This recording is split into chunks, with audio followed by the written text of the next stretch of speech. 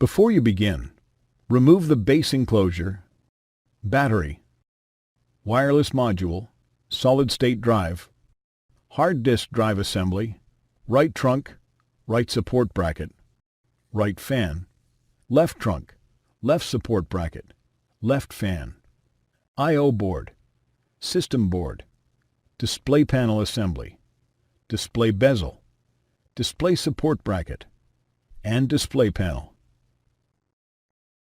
Removal. Disconnect the webcam cables from the connectors on the webcam board and remove. Using a flat, non-conductive tool, carefully remove the webcam board from the adhesive and alignment pins that secure it to the display enclosure. Remove the webcam board.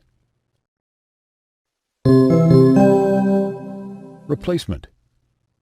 Place the webcam board onto the alignment pins on the display enclosure and gently apply pressure to adhere it into place.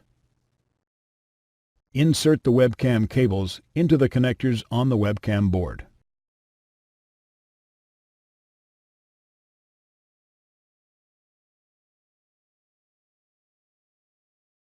Thanks for watching.